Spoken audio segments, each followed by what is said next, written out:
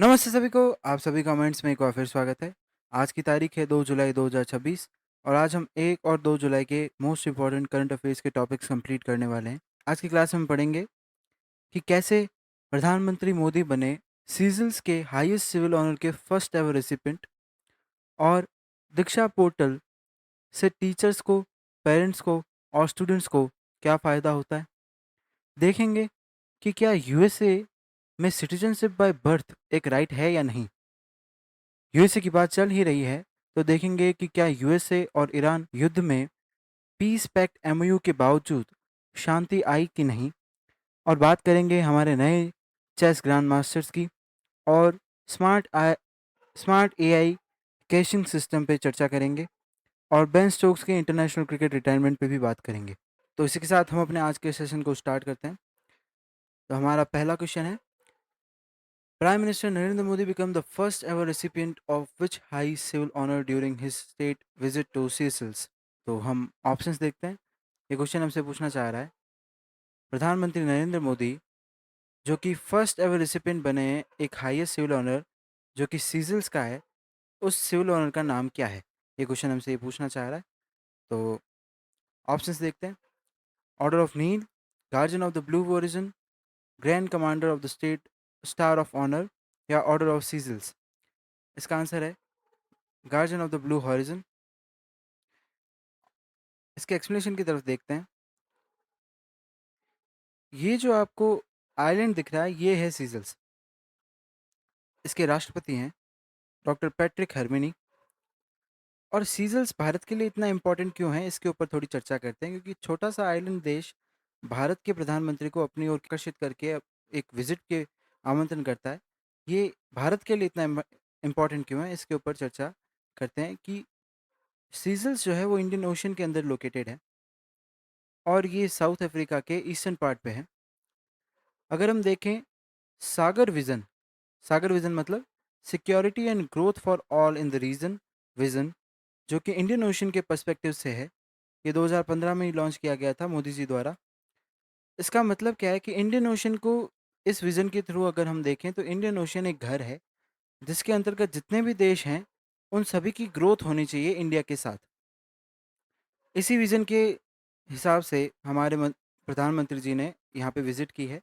इस विजिट के दौरान प्रधानमंत्री जी को डॉक्टर पैट्रिक हेरमिनी जो कि प्रेसिडेंट हैं सीजल्स के, उनके द्वारा हाईएस्ट ऑनर उनकी देश का, जिसे प्रधानमंत्री जी ने पहली बार, मतलब ये अवार्ड किसी व्यक्ति को पहली बार मिला है, वो पहले व्यक्ति ही हमारे प्रधानमंत्री जी हैं, इनको मिला है। और इसका नाम है guardian of the blue horizon.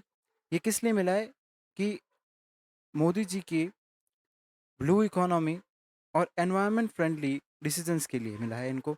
ये सारी ऑफिशियल टॉक्स जो है वो हुई थी विक्टोरिया में, जो कि माहे में है। माहे सीजल्स की कैपिटल है और विक्टोरिया के अंदर भी स्टेट हाउस के अंदर हुई, ऑडिटोरियम है ये के। और इसके अंतर्गत 19 तरीके के एग्रीमेंट साइन किए गए जो कि अलग अलग थीम्स में थे, जैसे health, education, capacity building, digital transformation, sustainable development, social infrastructure, renewable energy, maritime security and defence, space cooperation, digital payments and blue economy. Blue economy क्यों? क्योंकि ये अवार्ड भी उसी थीम के अनुसार दिया गया है। तो इसी के साथ हम अपने अगले क्वेश्चन की तरफ चलते हैं।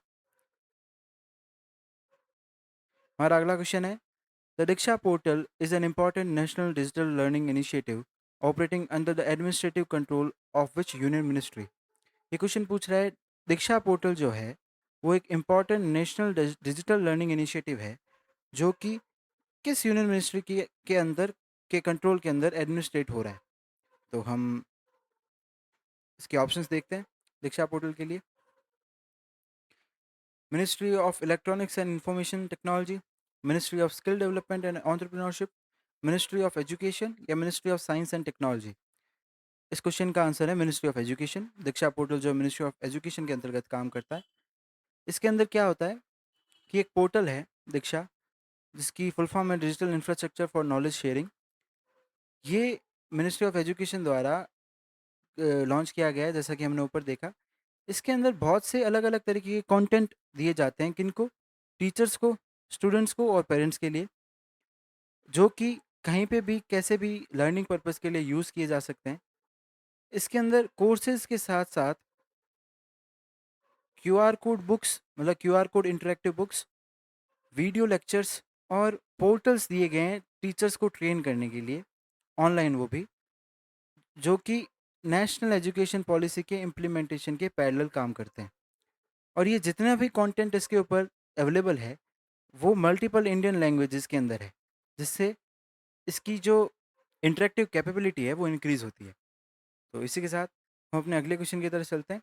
हमारा अगला क्वेश्चन है, which legal doctrine meaning right of the soil in Latin secures automatic citizenship to anyone born within a country's territory.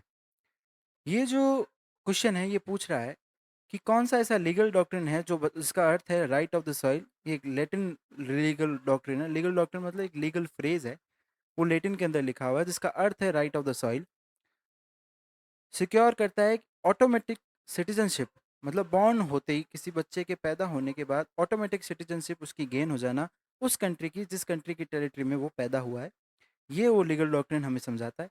ये न्यूज़ में क्यों आया है उसकी चर्चा करते हैं, क्योंकि हमारे हमारे यूएसए के जो राष्ट्रपति हैं डोनाल्ड ट्रंप, इन्होंने कुछ समय पहले एक रिजिड डिसीजन लिया था, जिसके अंदर ये था कि जो भी न्यू बॉर्न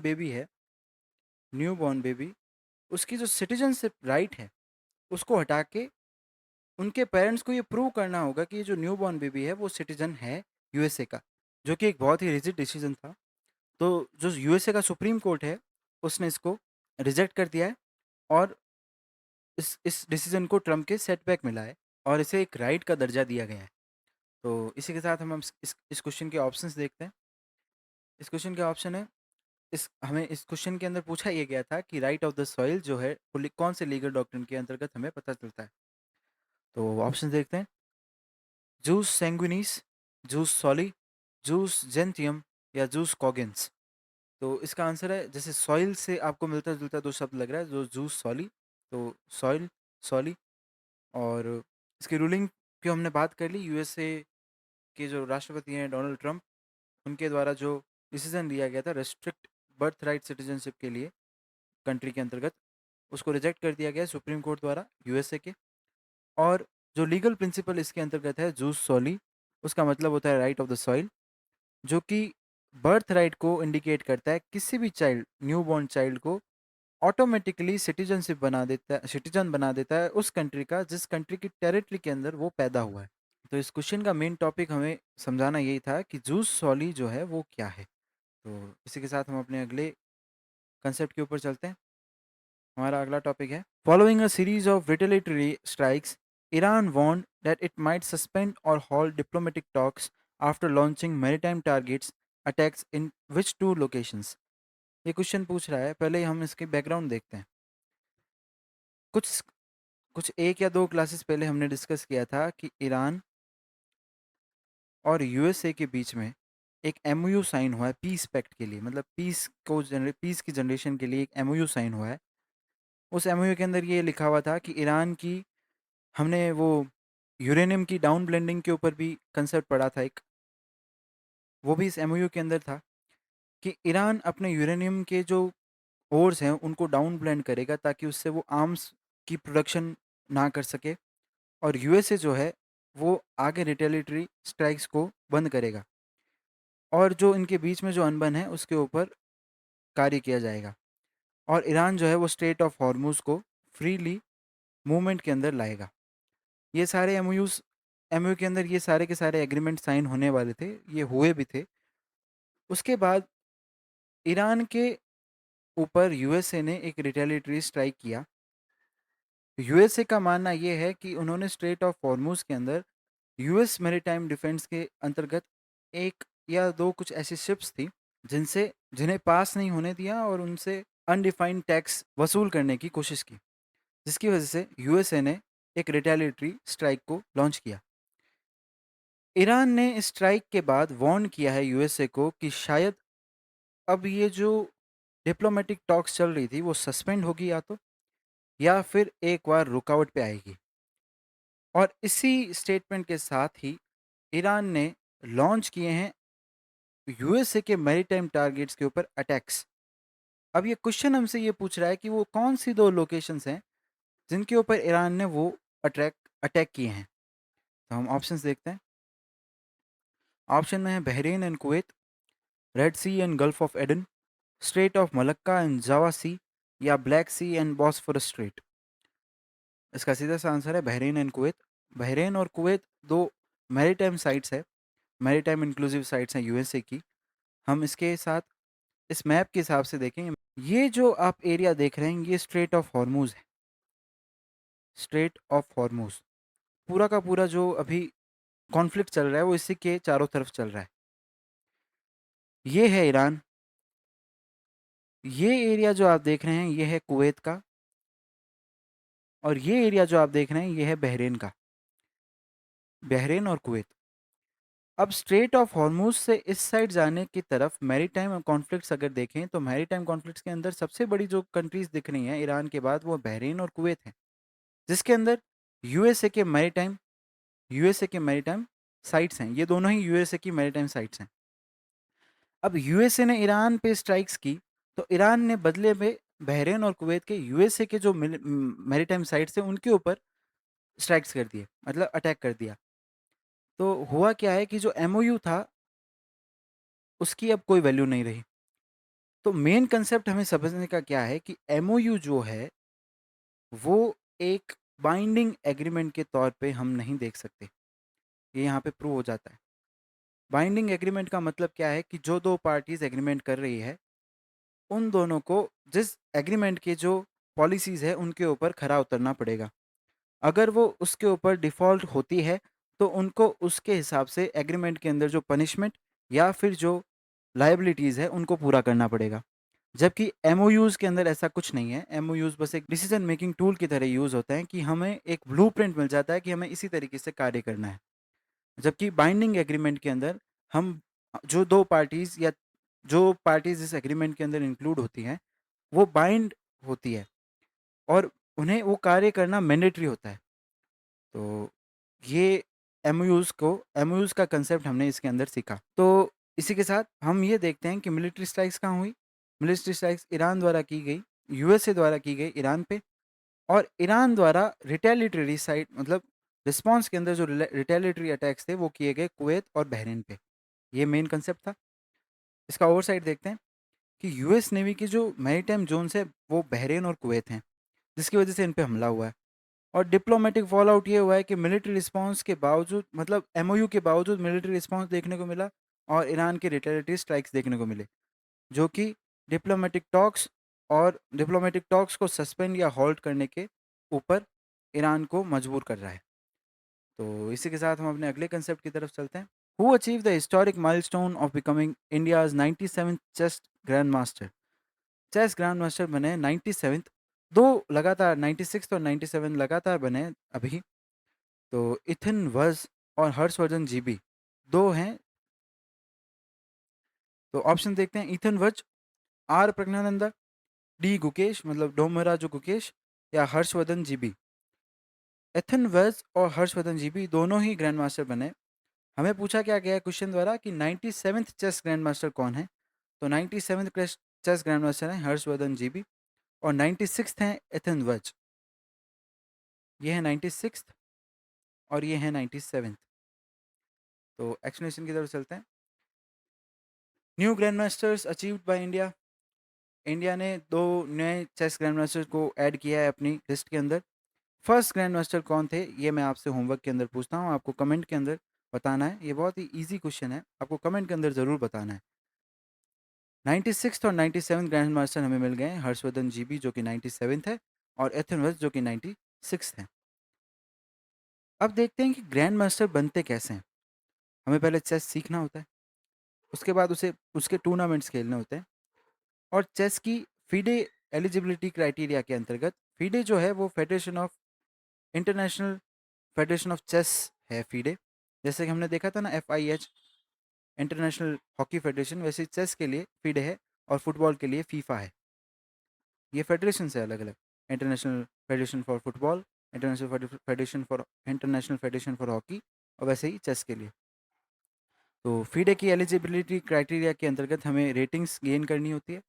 उसके बाद उन रेटिंग से हमें सर्टिफिकेट मिलते हैं। नॉर्म्स जो हैं वो एक तरीके के सर्टिफिकेट हैं।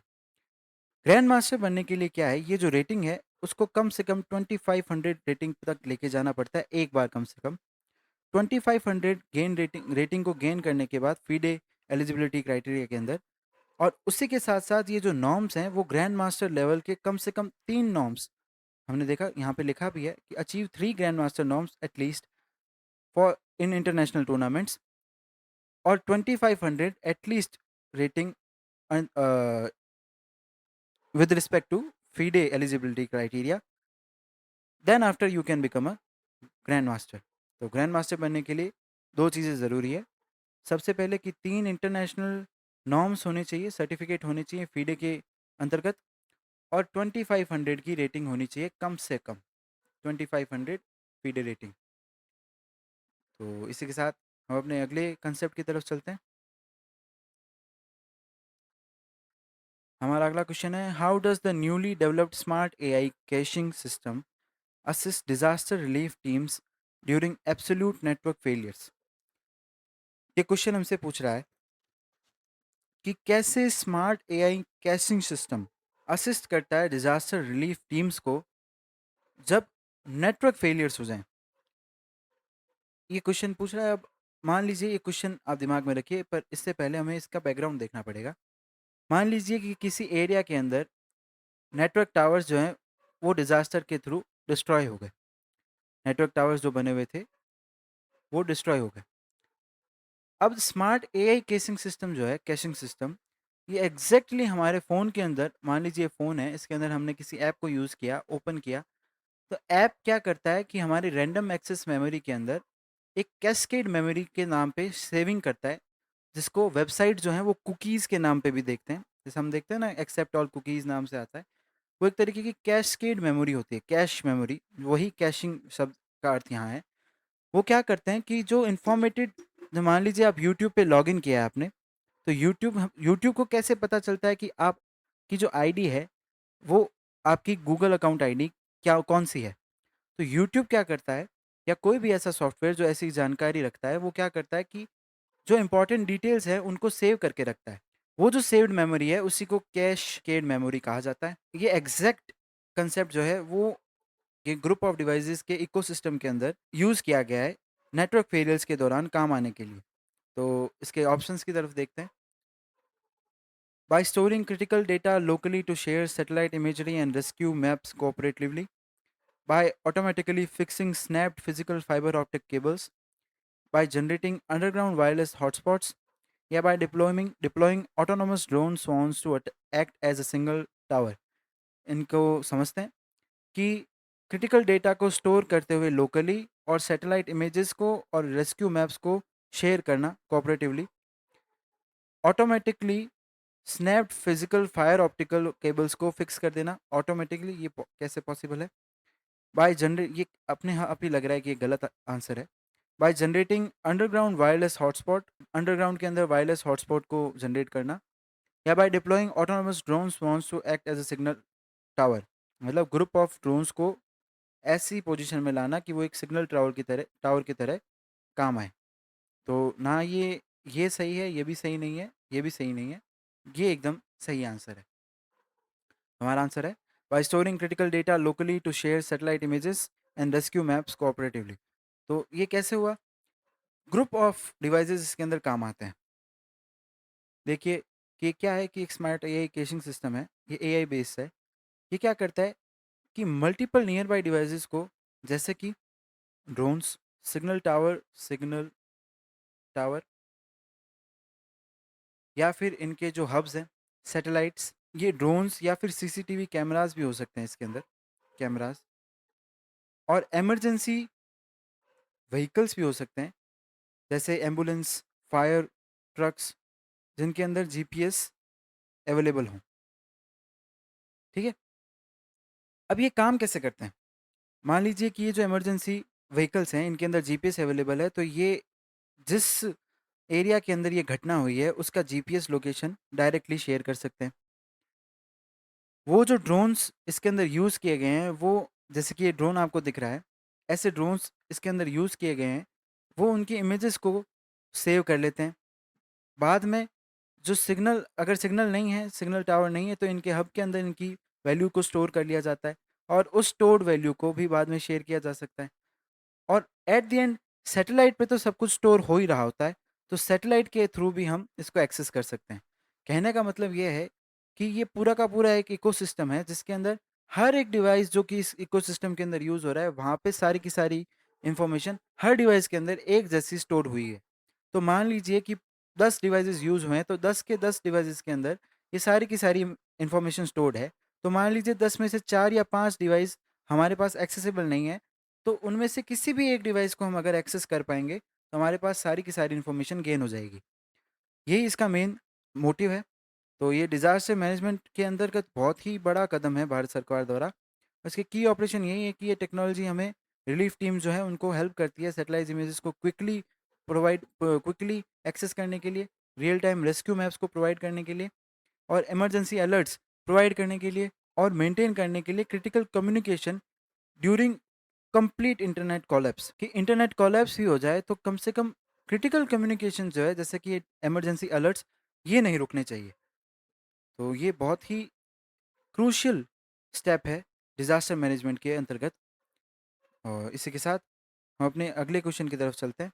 हमारा अगला टॉपिक है, Pakistan recently carried out air and ground strikes inside Afghanistan targeting which militant group. ये क्वेश्चन हमसे कहना चाह रहा है, पाकिस्तान ने अभी अफगानिस्तान पे एयर और ग्राउंड स्ट्राइक्स की, किस मिलिटेंट ग्रुप को टारगेट करते हुए। तो हम ऑप्शंस देखते हैं, Al Qaeda, Islamic State Khorasan, Baloch liberation army या तहरीक ए तालिबान पाकिस्तान। तो इस क्वेश्चन का आंसर है तहरीक ए तालिबान पाकिस्तान। इसका एक्सप्लेनेशन देखते हैं। क्रॉस बॉर्डर स्ट्राइक हुई पाकिस्तान और अफगानिस्तान के बीच में। पाकिस्तान ने अफगानिस्तान पर स्ट्राइक की जो कि एयर और ग्राउंड बेस दोनों थी, और टारगेट किया गया मिलिटेंट हाइडआउट्स को जो कि रिस्पॉन्सिबल थे टेरर अटैक्स पाकिस्तान के अंतर्गत। पाकिस्तान के अंदर जो टेरर अटैक्स हुए थे उसके लिए रिस्पॉन्सिबल थे। अब हुआ क्या कि पाकिस्तान ने तो ये कहा कि उन्होंने हाइडआउट्स को टारगेट किया, जबकि यूएन और अफगान जो है, तो तालिबानी गवर्नमेंट है अफगान की, उन्होंने ये कहा कि बहुत से सिविलियंस भी इसके अंदर मरे हैं और इंजर्ड भी हुए हैं, जो कि बॉर्डर टेंशन को शार्पली रेज कर रहा है। और इसका ट्रिगर पॉइंट और कुछ नहीं, पाकिस्तान का मिलिटेंट ग्रुप्स के ऊपर हमला करना ही था, जो कि जिसके अंदर मेनली तहरीक तालिबान पाकिस्तान की बात की जा रही है, और उसके साथ उनके अलाइड आउटफिट्स और भी हैं जो कि अफ़गान टेरिटरी के अंतर्गत काम करते हैं। अब हम दो तरीके के तालिबान जानते हैं, जिसके अंदर एक तो तहरीक तालिबान पाकिस्तान है, जिसको पाकिस्तानी तालिबान भी कहते हैं, पाकिस्तानी तालिबान। और दूसरा है अफ़गानी तालिबान, अफ़गानिस्तान के तालिबान, मतलब AF, अफ़गानिस्तान तालिबान। अब ये दोनों अलग-अलग हैं, इनके अंदर कन्फ्यूज़ नहीं होना है। अफ़गानिस्तानी तालिबान जो है और पाकिस्तानी तालिबान जो है, इनके हिस्टोरिकल कॉन्टेक्स्ट तो मिलते-जुलते हैं, परंतु अफ़गानिस्तान तालिबान जो है, अफ़गानिस्तानी तालिबान, उसको ओरिजिनेट किया था पाकिस्तान ने। और जो पाकिस्तानी तालिबान है, तहरीक-ए-तालिबान पाकिस्तान, ये पाकिस्तान के मिलिटेंट ग्रुप्स हैं जो कि पाकिस्तान की ऑनगोइंग गवर्नमेंट के खिलाफ काम करना चाहते हैं और उनको हटा के एक प्रॉपरली इस्लाम ओरिजिन गवर्नेंस लेके आना चाहते हैं। तो ये मेन इनका डिफरेंस था, ये मेन याद करने की इसके अंदर चीज़ थी। ये वॉर वगैरह तो ज़्यादा इंपॉर्टेंट नहीं था। तहरीक तालिबान पाकिस्तान और अफ़गानी तालिबान के बीच के अंदर जो डिफरेंस था, ये मेन इस क्वेश्चन की थीम थी। और करंट में तो ये हमें याद रखना ही है कि पाकिस्तान और अफ़गानिस्तान के बीच में एस्केलेशंस चल रहे हैं। तो अभी करंट के अंदर 3 अलग-अलग तरीके के एस्केलेशन चल रहे हैं। एक तो रशिया और यूक्रेन, ईरान और यूएसए, और एक पाकिस्तान और अफ़गानिस्तान। तो इसी के साथ हम अपने अगले क्वेश्चन की तरफ चलते हैं। हमारा अगला क्वेश्चन है, driven by sectors like manufacturing and electricity, India's industrial output (IIP) grew by what percentage, hitting a 5-month high? ये क्वेश्चन पूछ रहा है कि मैन्युफैक्चरिंग और इलेक्ट्रिसिटी जैसे सेक्टर्स के अंतर्गत, मतलब के बढ़ावा होने की वजह से, इंडिया का जो इंडस्ट्रियल आउटपुट है, मतलब आईआईपी एक इंडस्ट्रियल आउटपुट लॉन्च किया जाता है इंडिया की गवर्नमेंट द्वारा, वो पिछले 5 महीने के अंदर अभी सबसे ज़्यादा है, जो कि कितने परसेंट से इंक्रीज़ हुआ है? तो हम ऑप्शंस देखते हैं। 3.8%, 4.2%, 5.1% या 6.5%। इसका आंसर है 5.1%। इसका मतलब क्या हुआ? आईआईपी का मतलब, इंक्रीज़ होने का मतलब, मान लीजिए अभी जैसे जुलाई चल रहा है, तो ये जून की बात कर रहे हैं, जून का ये रिज़ल्ट है। अब पिछले साल जून के अंदर जो भी वैल्यू थी, उससे अभी 5.1% इंक्रीज़्ड वैल्यू हमें देखने को मिली है। ये इसका कहने का मतलब है। तो हम इसका एक्सप्लेनेशन देखते हैं कि इसकी जो ग्रोथ पीक है, वो 5.1% देखी गई है पिछले 5 महीने के अंदर। ये हाईएस्ट इकोनॉमिक एक्सपेंशन देखा गया है रेट के अनुसार। और इसके जो की ड्राइवर्स हैं, वो है मैन्युफैक्चरिंग, इलेक्ट्रिसिटी, कैपिटल गुड और कंज्यूमर गुड्स के इंडस्ट्रियल टर्नअराउंड्स, स्ट्रॉन्ग इंडस्ट्रियल टर्नअराउंड्स, इनकी पॉजिटिव ग्रोथ देखने को मिली हमें। और जो कॉन्ट्रैक्शन है दूसरी साइड के अंदर, वो है माइनिंग और क्वेरिंग सेक्टर। माइनिंग का मतलब होता है कि किसी भी तरीके के एलिमेंट या मेटल्स की माइनिंग। क्वायरिंग का मतलब होता है कि जो इंफ्रास्ट्रक्चर डेवलपमेंट, जैसे कि घर बन रहा है, कोई बिल्डिंग बन रही है, तो उनके लिए जो हमें रॉ मटेरियल्स चाहिए होते हैं, जैसे कि चूना, लाइमस्टोन, मार्बल्स एक्सेट्रा, वो जो चीज़ें हमें चाहिए होती है, वो हमें क्वायरिंग प्रोसेस से मिलती है। और माइनिंग से हम माइनिंग ओर्स की होती है, जो कि एलिमेंट्स बेस्ड होती है, जैसे आयरन, गोल्ड, ये माइनिंग के अंदर हमें मिलते हैं। तो ये जो सेक्टर है, इकोनॉमिक सेक्टर, ये फिफ्थ कॉन्जिक्यूटिव मंथ के अंदर भी स्लो डाउन देखने को मिला है। ये जैसे electricity, capital good, consumer good increase हुए हैं, वैसे ही माइनिंग और क्वेरिंग जो है वो डिक्रीज हुआ है। और आईआईपी जो है हमारी, इंडेक्स ऑफ इंडस्ट्रियल प्रोडक्शन, वो क्या ग्रो करती है कि भाई मान लीजिए भारत एक फैक्ट्री है। एक मान ले हाइपोथेटिकल सिचुएशन बता रहा हूँ कि मान लीजिए एक भारत एक फैक्ट्री है। इस फैक्ट्री के अंदर कितनी प्रोडक्शन हुई, कितनी इसको प्रॉफिट हुआ और कितना इसको घाटा हुआ, ये सब चीज़ अगर हमें नहीं पता होगी तो हम इस फैक्ट्री को आगे नहीं बढ़ा पाएंगे। तो वही इंडिया का जो इंडस्ट्रियल प्रोडक्शन है, उसका ओवर टाइम जो डेटा है, वो इसको इंडिकेशन इसके अंतर्गत हमें देखने को मिलता है, जिसकी वजह से भारत की जो नेशनल इंडस्ट्रियल हेल्थ है, उसके बारे में जानकारी हमको मिलती रहती है। तो इसी के साथ हम अपने अगले क्वेश्चन की तरफ चलते हैं। हमारा अगला क्वेश्चन है, ये क्वेश्चन हमसे पूछ रहा है कि जो गवर्नमेंट ऑफ इंडिया है, उन्होंने रिमूव किया है टेम्परेरी रिस्ट्रिक्शन को, जो कि लगाए गए थे सेल पे। किस चीज़ की सेल पे? बल्क पेट्रोल डीजल के ऊपर। मतलब जो डीजल और पेट्रोल बल्क में ले रहे थे नॉन रिटेल कंज्यूमर्स, उनके ऊपर। अब ये पूछ रहा है, क्वेश्चन ये पूछ रहा है कि वो नॉन रिटेल कंज्यूमर की कैटेगरी कौन सी है।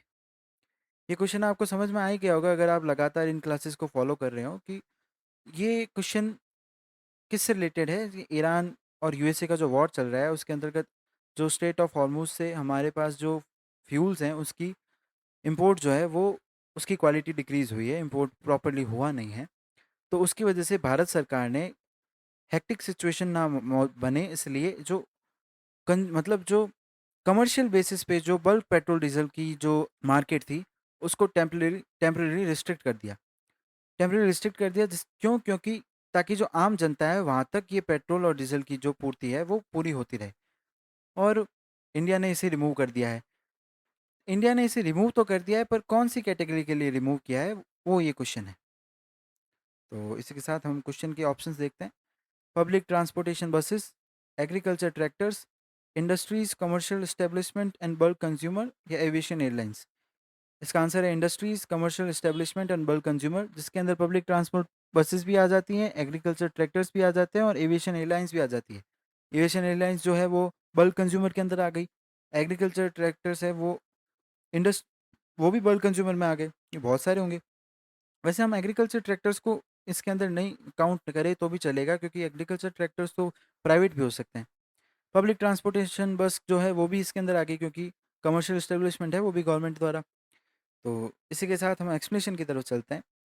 तो ये पॉलिसी रिलैक्सेशन जो था वो पहले ही किया था गवर्नमेंट ने, और नॉन कमर्शियल जो कंज्यूमर्स थे उनके लिए इस मार्केट को ओपन रखा था। बस कमर्शियल जो बल्क कंज्यूमर थे उनको इस मार्केट से रेस्ट्रिक्ट किया गया था थोड़े दिनों के लिए, ताकि जो नॉर्मल फ्यूल सप्लाईज़ हैं, उसके अंदर कोई भी तरह की डिस्टर्बेंस ना है।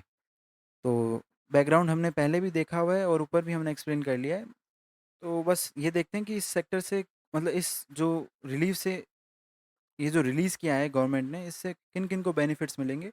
वो हैवी इंडस्ट्रीज़ हो गई, कमर्शियल एस्टेब्लिशमेंट्स हो गए या लार्ज स्केल बल्क कंज्यूमर्स हो गए। ये यही छोटा-सा टॉपिक था। इसी के साथ अपने अगले टॉपिक की तरफ चलते हैं। हमारा अगला टॉपिक है आज का, ये मिसलेनियस से है।